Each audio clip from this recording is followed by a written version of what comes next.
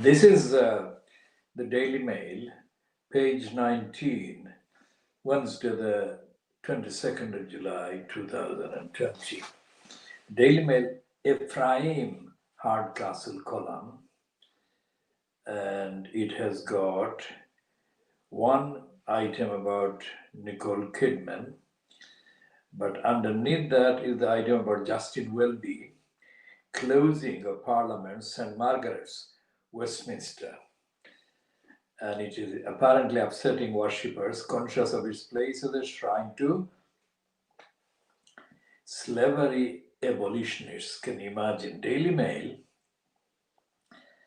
giving prime spot in its gossip column to slavery abolitionists. the Daily Mail still is a beneficiary of the craft and corruption of slavery and slaving, and it is saying the slavery abolitionists are being upset by Justin Welby, the Archbishop of Canterbury. And it lists among the people who are upset composer and former slave Ignatius Sancho, upset meaning in a collective way, is buried there, and fervent abolitionist Olaudah Equiano was baptized in the church in 1759. So that was 2 years after the Battle of Plassey. And the Daily Mail Ephraim Hardcastle column continues, coupled with the retirement last month of Archbishop of York, John Santamo, the COB's only black diocesan bishop, Justin has his work cut out to calm equality jitters.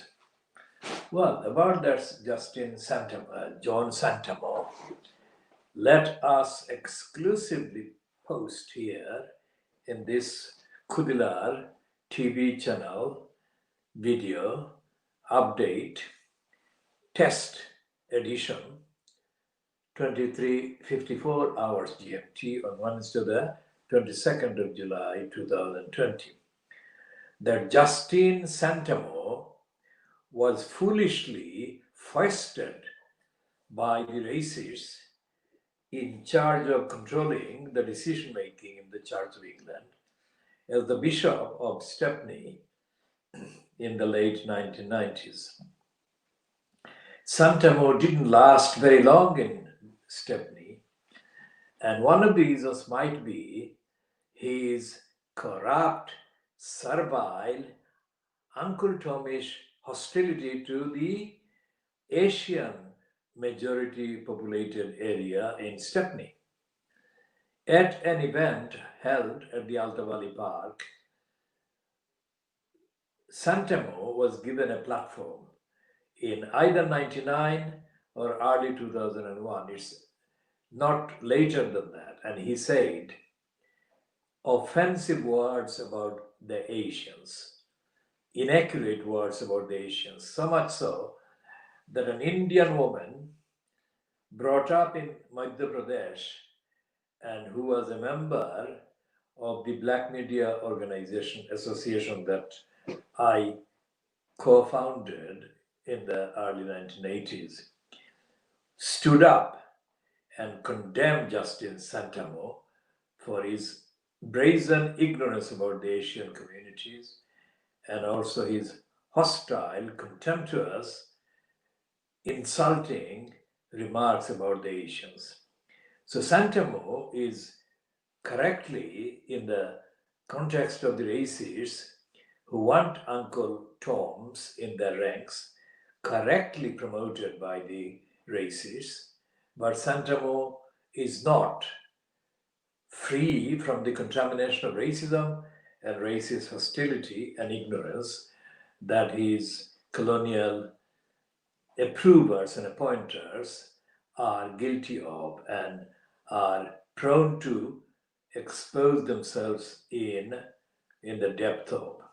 Now, this is the short introduction to this bulletin, which is being recorded later than was planned. But the reason why it is being recorded later than was planned is because the access to the updates from the London Borough of Newham has not been forthcoming, nor has any response coming from Tower Hamlets Council, nor has any evidence come up during the day of any real different attitude, approach being taken by the London Borough of Tower Hamlets Council to stop the kind of degeneration that has been going on in the borough, and as marked by the latest death, avoidable death on the 8th of July 2020 of 85-year-old local woman in East 3. June Harvey. Here is a correction to the date, as I said before, that if the date and the day are confusing and inaccurate, then we shall correct it. And I am correcting now that the actual crane collapse took place on Wednesday, the 8th of July, not the 7th of July, as I had said a few times in previous records. So, but that correction is easily done by us. We have nothing to hide, but Armless Council seems to be having a lot to hide. In a long statement that has been ascribed to the elected mayor, John Biggs, the corrupt Mike Brooks on the East London Idiotizers website gives a long spiel, but it is completely devoid of any substance about the lack of security of structures that caused the deaths, the latest death and the other two deaths in the last 5 years. And the fact that the East London Idiotizer has run this long PR for John Biggs, instead of talking about the family, the effects, the impact on the community, it shows that there is no local newspaper and there is no alternative and there is no actual national newspaper in this country that actually is reporting on the day-to-day impact of calamitous failures by the elected post holders and elected institutions and agencies that are in place with public funding to deliver service, security, protect the community. The pandemic of the current description is actually being made worse by the pandemonium that I have described, which is the reality of the government fronted by Boris Johnson. It's a pandemonium government. Government in chaos, government unfit, government failing to deliver, government telling lies, government selling all the best family silver. Now, the family silver is a phrase that has been associated with a conservative previous Prime Minister, Harold Macmillan. Now, the family silver, the best family silver in the jargons of the British politics in the last 50 years or 60 years is, of course, the National Health Service. And Monday's bill was actually the bill that got passed by the Conservative majority House of Commons, was the latest proof of concept, as it were, that the Boris Johnson fronted government may be in respect to protecting the community and the people and the public from the coronavirus, maybe in a state of pandemonium. But when it comes to colluding with the big business, multinational conglomerates, based mainly in the USA, he is as adept at selling the family silver as his predecessors, any of the predecessors would have been. So, what does it mean for the opposition? Well, opposition is an empty word in the context of the British Parliament because although the word exists and it has got a literal meaning, but there is no substance to the opposition as fronted by Keir Starmer. He has not made any ripples, he has not made any waves, he has not led any of the trends, either about the NHS sell-off to the USA or about the deregulation regime that Robert Jenrick fronted Ministry of Housing has been pushing through the House of Commons with equal ease, because the deregulation means that there will be no planning authority. Planning authority never existed really to stop the degenerators, wrongly called developers. How can they be developers? They are degenerators. They are violators of local community. They are breakers of the community, destroyers of the local communities, and they are robbers of the local people's social provisions that should have been made available through the councils, and the council housing and social housing is not as good an expression as council housing implied and implies. Now, what has happened in relation to the latest bill that Robert Jenrick has been fronting to remove the planning regulation by local councils, there has been no real wave. The so-called shadow Secretary of State for Housing and Local Government, Thangam Debonair, as I said yesterday, continues to remain silent or ineffective. And the only opposition voice that has been available all around on the websites or the social media has been Jeremy Corbyn. But Corbyn, I must emphasize factually, it is not a personally prejudiced comment about Corbyn, not intended to demonize him or undermine his personal integrity, whatever that is. It is that Corbyn has proven, even when he is now free to express his opinion without being accused of all kinds of other things, he has not shown the level of understanding, the height of understanding, the grasp of the issues.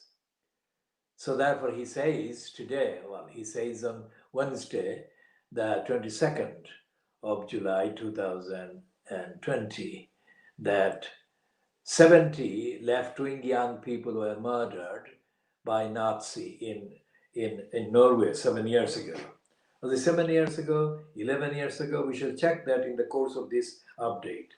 But the point is that Corbyn has got that wrong, because he says that racism has no place, fascism has no place, and this expression, no place, and this other expression, transformation, these are vacuous, empty phrase and word and concept. And Corbyn appears to be not aided by any intelligent, well-briefed, well-educated in the sense of knowledgeable, well-researched, well-briefed aide or comrade to make issue of all these important issues, and he has not done that. The comments he makes come across as platitudes. This is the serious problem facing the community and the population, the electorate in the United Kingdom. I say United Kingdom instead of Britain or England because during Wednesday, 22nd of July 2020, the corrupt, Little English, racist Daily Mail and The Sun and the others have been peddling the line, attributing the thoughtfulness to Boris Johnson that United Kingdom is better together. Words to that effect. Now, United Kingdom is not only not better together, United Kingdom has been shattered asunder by Boris Johnson and other liars in the Little English mentality who have taken over control of taken over the citadels and the centers of power in this country. And since the 12th of December 2019, their hold has been completely unquestioned. And that has got even worse from the perspective of the community, because the opposition that was under constant right-wing attacks, because the leader of the opposition was Jeremy Corbyn. Now the opposition has gone. It is a con man called Keir Starmer who is holding the post of so-called opposition and the so-called leader of the Labour Party, but he is a con man. He is a con man. Now, he says that he was DPP for 5 years, Director of Public Prosecution for 5 years, and he says, apparently he said, I cannot suffer the direct broadcast of the question time which took place during the day Wednesday, the 22nd of July 2020. He claimed, Keir Starmer, that he himself, Keir Starmer, was Director of Public Prosecutions for 5 years. And so he said that for that reason, he would not take lectures from Boris Johnson. And the record of Boris Johnson is obviously negative, and in comparison with his occupation of the post of Director of Public Prosecutions for 5 years.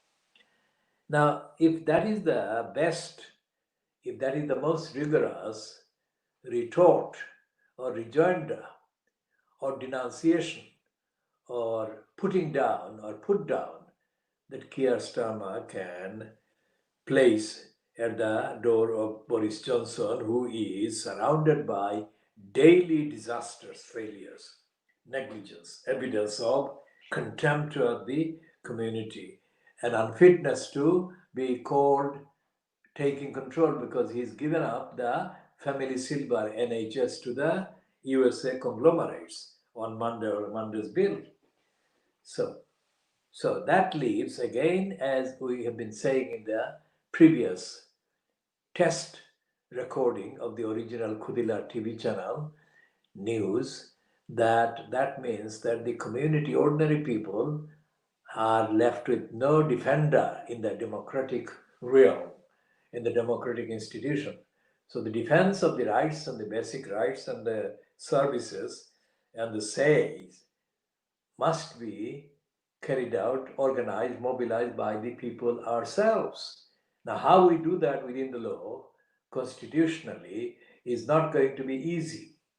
And how it will happen is not going to be just like that predictable. Because, as I said before, since the Peterloo massacres in near Manchester, about 200 years ago, there has been no real uprising by any number of people in Britain or England. So it is unlikely that English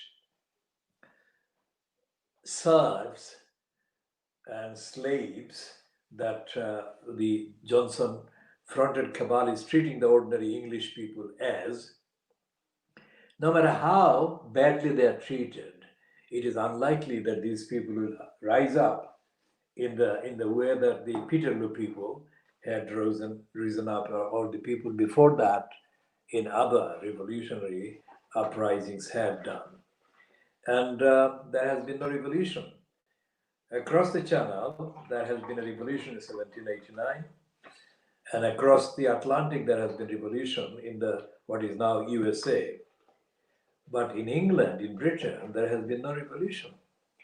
A lecturer in the College of Law, which I had to suffer attending because of the need for formality at one stage, said that English Ireland, he was using the British Isles as synonymous with England.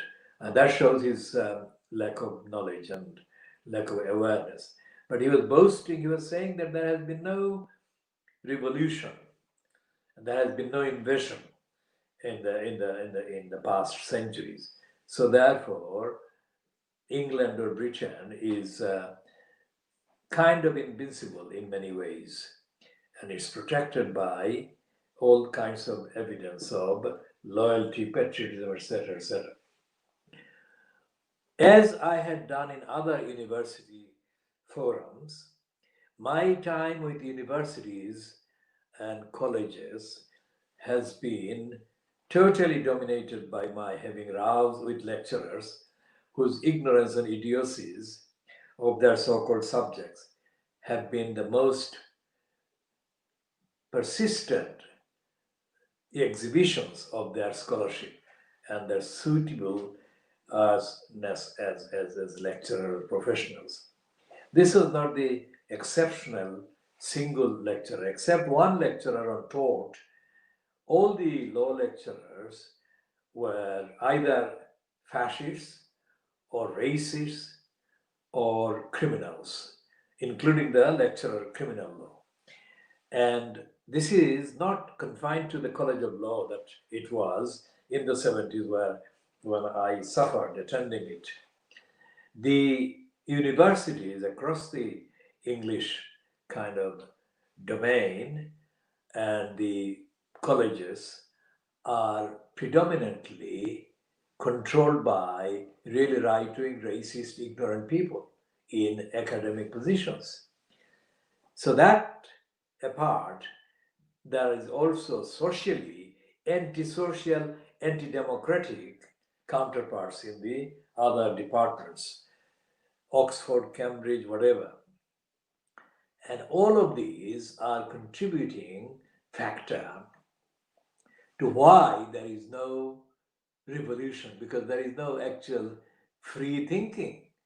And the fact that the Hong Kong based students attending British universities from Hong Kong have apparently reported, as I saw the reports on Wednesday, the 22nd of July 2020, they've stopped talking about what is going on in China, especially in relation to Hong Kong, because they are afraid, according to these reports, of reprisals by the Chinese, Peking based Chinese Communist Party authorities who might carry out retaliatory attacks and other repressive actions against the relations families of these students now attending British universities.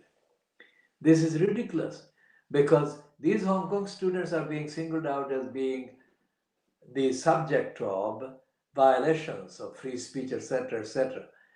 But the absolute majority of the British indigenous students are voluntarily reluctant to say anything that challenges the conservative con agenda and racist, right wing, reactionary, repressive culture and politics of lack of democracy.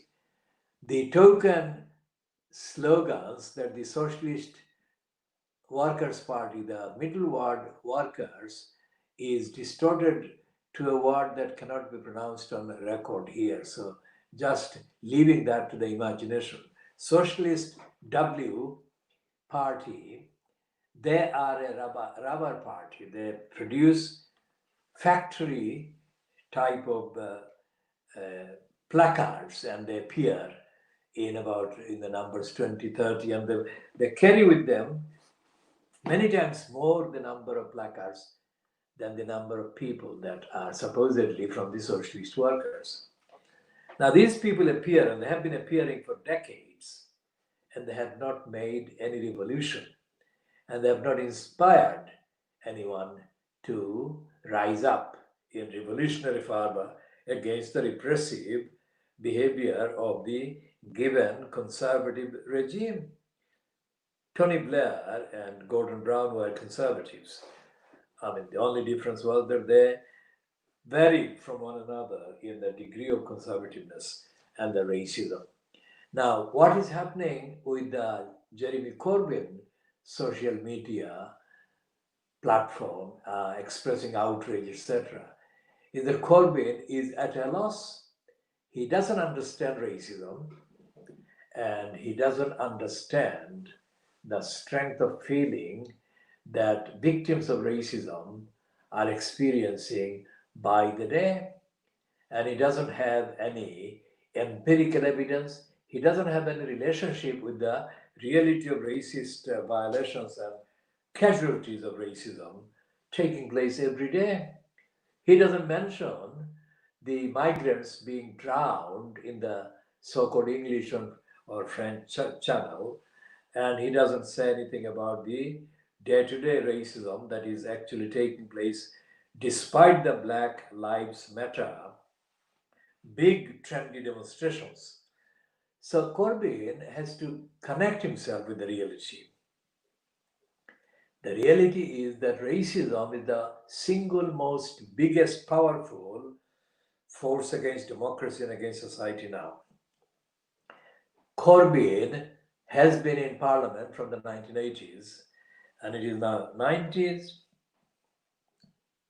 is now more than 30 years he has been in parliament and he has not made any real ripples. The fact that he is a supporter of Tony Benn is not an actual endorsement by objective standards of his ability and fitness to claim to be leader of the opposition to the conservative culture, the conservative narrative, the conservative agenda. The Corbyn has failed, and with him have failed the advisors like the so-called self-appointed far left socialist revolutionaries.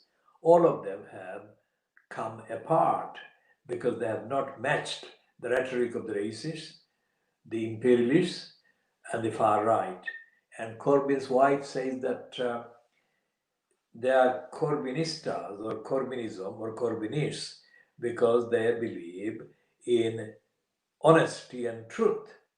Now, this is like picking up a copy of the Sun and describing it as a newspaper, or copy of the Daily Mail and describing that as another newspaper, or the copy of the Daily Star or the Daily Express and calling each one a newspaper. This is obvious. Of course, it is obvious. So we have to go to the core of what it is that Corbyn represents and he claims to represent that is not being represented by the current occupant in the post he once occupied, Keir Starmer. And what they represent in terms of the needs and the sufferings and the denials and deprivations being experienced by people who are victimized, targeted, and denied by the conservative agenda, the conservative narrative, the conservative political tendency. And this applies to Corbyn as it applies to the locally elected councillors in Tower Hamlets who have maintained their silence to the tragedy or the avoidable tragedy that murdered Miss June Harvey on the 8th of July this month, 8th of this month. And we are talking about all of this in relation to Robert Jenrick pushing new legislation that actually removes what residual local planning power local councils still have.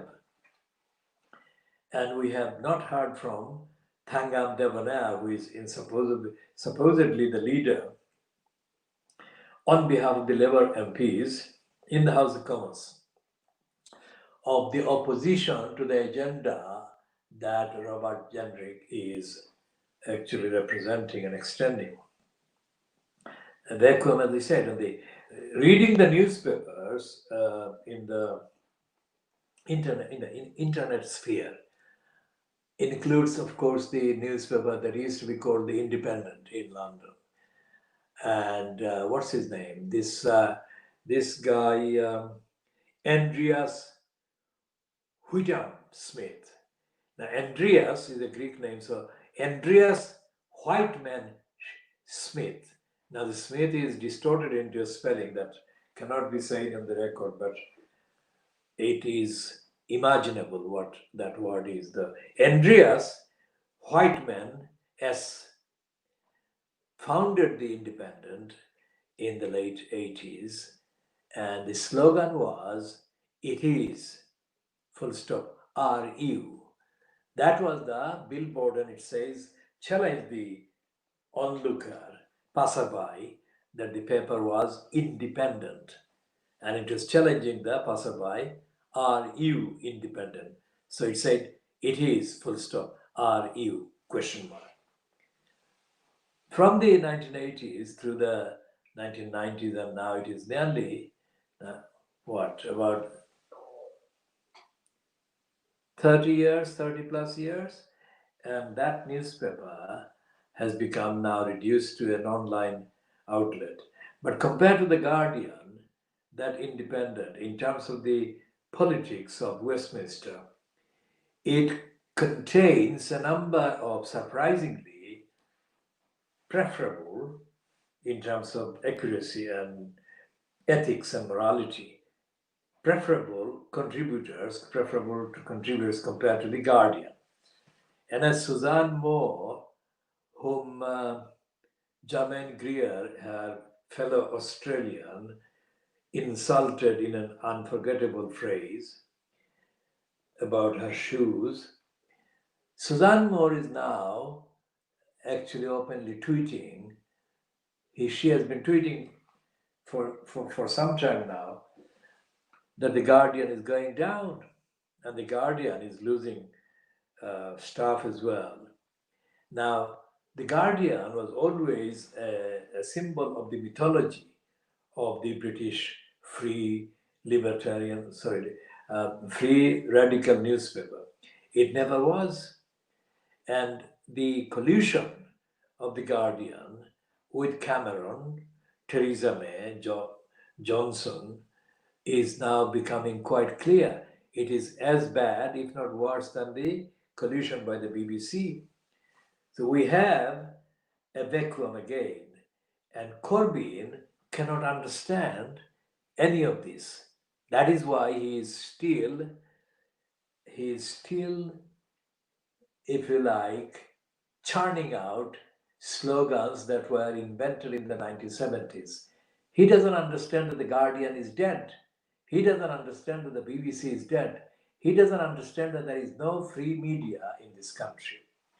Now, this broadcast is coming from London, East London, and nothing in the Sky, Channel 4, ITV, BBC, of course, that is carried daily comes anywhere near the analysis that we are presenting in this particular online broadcast, which is now still at test stage. So what we are saying is that it is on the record and we're sending the copies of the video to the BBC, and they have yet to acknowledge receipt, let alone comment on the contents.